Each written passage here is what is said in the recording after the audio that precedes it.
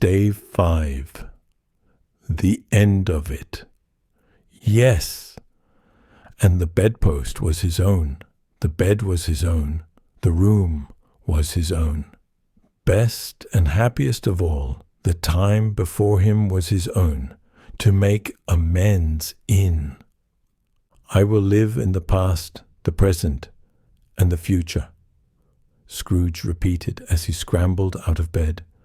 The spirits of all three shall strive within me. O Jacob Marley, heaven and the Christmas time be praised for this. I say it on my knees, old Jacob, on my knees. He was so fluttered and so glowing with his good intentions that his broken voice would scarcely answer to his call. He had been sobbing violently in his conflict with the spirit, and his face was wet with tears. "They are not torn down," cried Scrooge, folding one of his bed curtains in his arms. "They are not torn down, rings and all. They are here. I am here. The shadows of the things that would have been may be dispelled. They will be, I know they will." His hands were busy with his garments all this time, turning them inside out, putting them on upside down, tearing them, mislaying them, making them parties to every kind of extravagance. "I don't know what to do," cried Scrooge, laughing and crying in the same breath, and making a perfect Laocoon of himself with his stockings. "I am as light as a feather. I am as happy as an angel. I am as merry as a schoolboy. I am as giddy as a drunken man. A Merry Christmas to everybody. A Happy New Year to all the world. Hallo here. Whoop. Hallo." He had frisked into the sitting room, and was now standing there, perfectly winded. "There's the saucepan that the gruel was in," cried Scrooge, starting off again and going round the fireplace. "There's the door by which the ghost of Jacob Marley entered. There's the corner where the ghost of Christmas present sat. There's the window where I saw the wandering spirits. It's all right. It's all true. It all happened. Ha, ha, ha." Really, for a man who had been out of practice for so many years, it was a splendid laugh, a most illustrious laugh, the father of a long, long line of brilliant laughs. "I don't know what day of the month it is," said Scrooge. "I don't know how long I have been among the spirits. I don't know anything. I'm quite a baby. Never mind. I don't care. I'd rather be a baby. Hello! Whoop! Hello here!" He was checked in his transports by the churches ringing out the lustiest peals he had ever heard. Clash, clash, hammer, ding, dong, bell, bell, dong, ding, hammer, clash, clash. Oh, glorious, glorious! Running to the window, he opened it and put out his head. No fog, no mist. Clear, bright, jovial, stirring, cold, cold, piping for the blood to dance to, golden sunlight, heavenly sky, sweet, fresh air, merry bells. Oh, glorious, glorious! "What's today?" cried Scrooge, calling downward to a boy in Sunday clothes, who perhaps had loitered in to look about him. "Eh?" returned the boy, with all his might of wonder. "What's today, my fine fellow?" said Scrooge. "Today," replied the boy. "Why, Christmas Day." "It's Christmas Day," said Scrooge to himself. "I haven't missed it. The spirits have done it all in one night.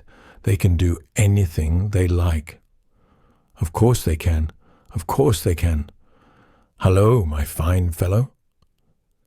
"Hallo," returned the boy.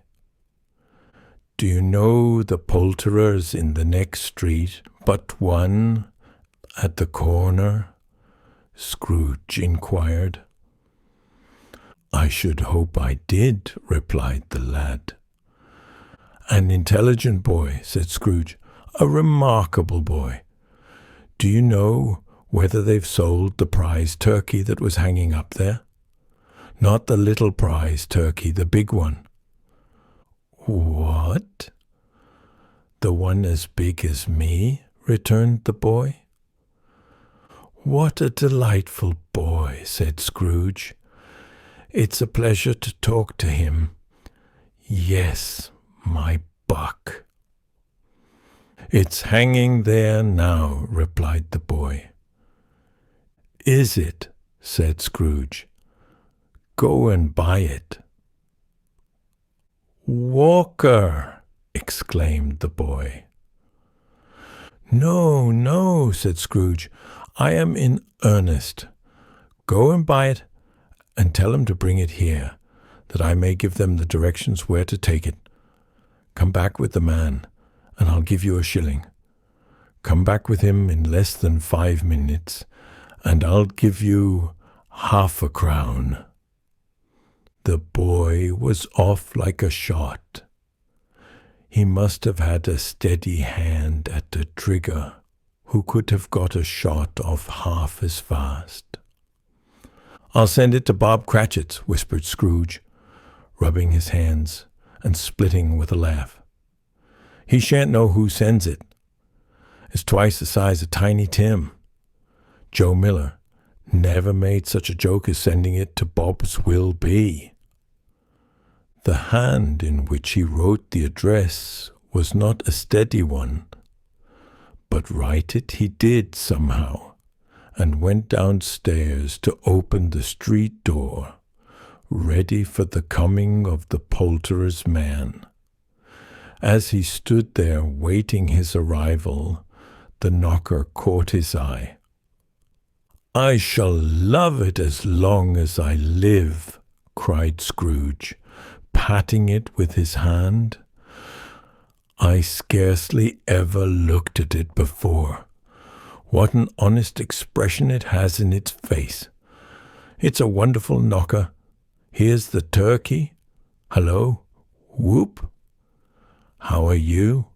Merry Christmas." It was a turkey. He never could have stood upon his legs, that bird.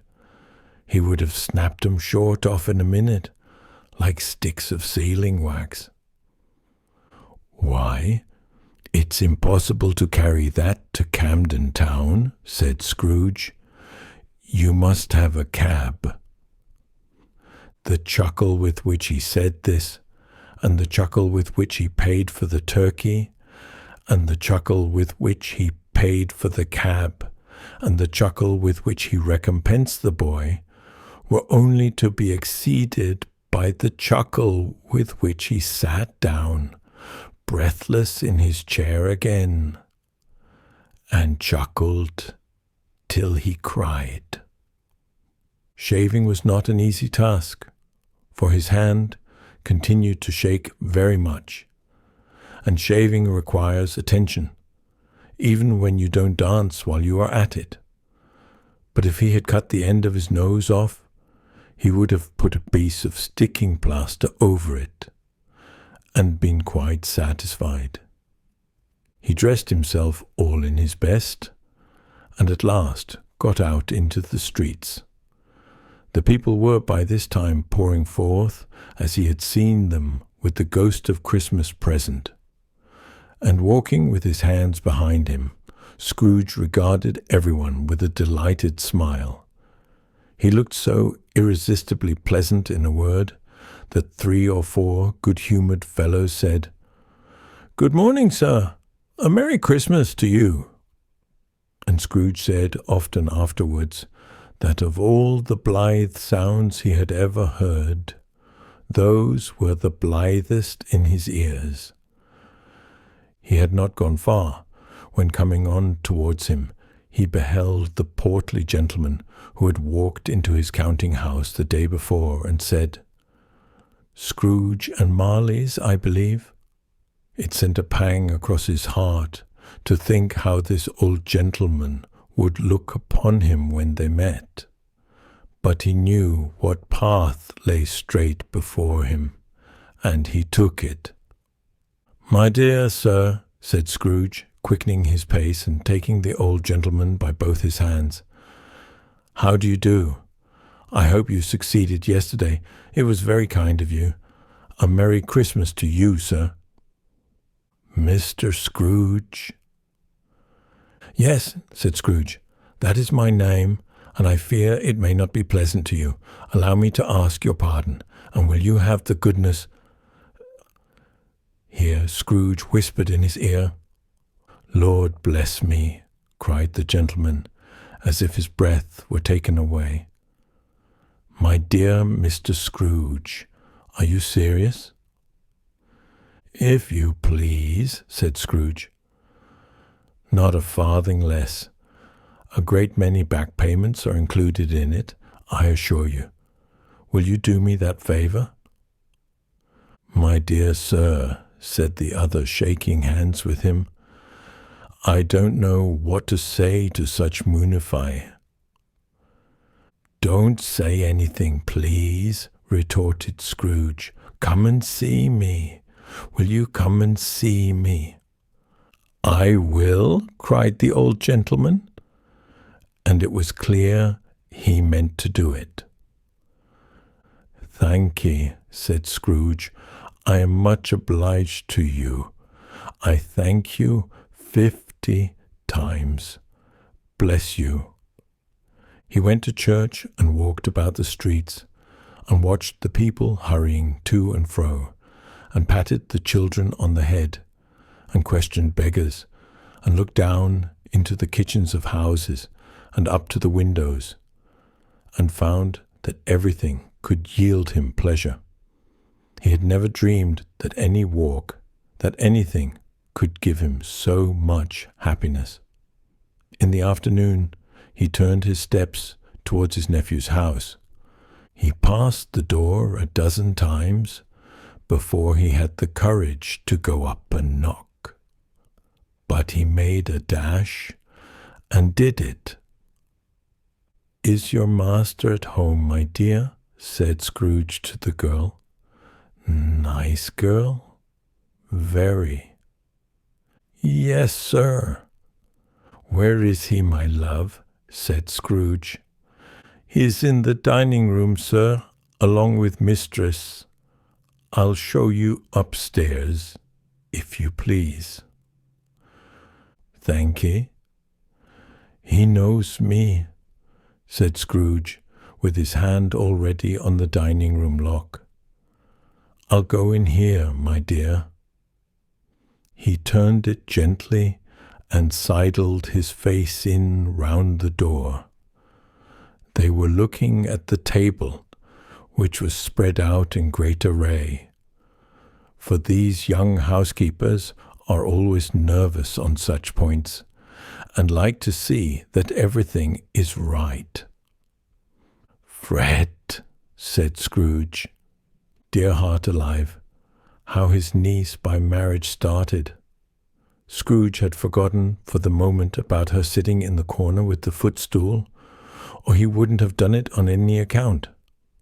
"Why, bless my soul," cried Fred, "who's that?" Illustration. "It's I, your Uncle Scrooge. I have come to dinner. Will you let me in, Fred?" "It's I, your Uncle Scrooge. I have come to dinner. Will you let me in, Fred?" Let him in. It is a mercy he didn't shake his arm off. He was at home in 5 minutes. Nothing could be heartier. His niece looked just the same. So did Topper when he came. So did the plump sister when she came. So did everyone when they came. Wonderful party, wonderful games, wonderful unanimity, wonderful happiness. But he was early at the office next morning. Oh, he was early there. If he could only be there first and catch Bob Cratchit coming late. That was the thing he had set his heart upon. And he did it. Yes, he did. The clock struck 9. No Bob. 1:15. No Bob. He was full 18 minutes and a half behind his time. Scrooge sat with his door wide open, that he might see him come into the tank. His hat was off before he opened the door. His comforter, too. He was on his stool in a jiffy, driving away with his pen as if he were trying to overtake 9 o'clock. "Hello," growled Scrooge, in his accustomed voice, as near as he could feign it. "What do you mean by coming here at this time of day?" "I am very sorry, sir," said Bob. "I am behind my time." "You are?" repeated Scrooge. "Yes, I think you are. Step this way, sir, if you please." "It's only once a year, sir," pleaded Bob, appearing from the tank. "It shall not be repeated. I was making rather merry yesterday, sir." "Now, I'll tell you what, my friend," said Scrooge. "I am not going to stand this sort of thing any longer. And therefore," he continued, leaping from his stool and giving Bob such a dig in the waistcoat that he staggered back into the tank again, "and therefore I am about to raise your salary." Bob trembled and got a little nearer to the ruler. He had a momentary idea of knocking Scrooge down with it, holding him and calling to the people in the court for help and a straight waistcoat. "A Merry Christmas, Bob," said Scrooge, with an earnestness that could not be mistaken, as he clapped him on the back. "A merrier Christmas, Bob, my good fellow, than I have given you for many a year. I'll raise your salary and endeavour to assist your struggling family, and we will discuss your affairs this very afternoon over a Christmas bowl of smoking bishop, Bob. Make up the fires and buy another coal scuttle before you dot another I, Bob Cratchit." Illustration. "Now, I'll tell you what, my friend," said Scrooge. "I am not going to stand this sort of thing any longer." Scrooge was better than his word. He did it all and infinitely more. And to Tiny Tim, who did not die, he was a second father. He became as good a friend, as good a master, and as good a man as the good old city knew, or any other good old city, town, or borough in the good old world. Some people laughed to see the alteration in him, but he let them laugh, and little heeded them. For he was wise enough to know that nothing ever happened on this globe for good, at which some people did not have their fill of laughter in the outset. And knowing that such as these would be blind anyway, he thought it quite as well that they should wrinkle up their eyes in grins as have the malady in less attractive forms. His own heart laughed, and that was quite enough for him. He had no further intercourse with spirits, but lived upon the total abstinence principle ever afterwards, and it was always said of him that he knew how to keep Christmas well, if any man alive possessed the knowledge. May that be truly said of us, and all of us. And so, as Tiny Tim observed, God bless us, everyone,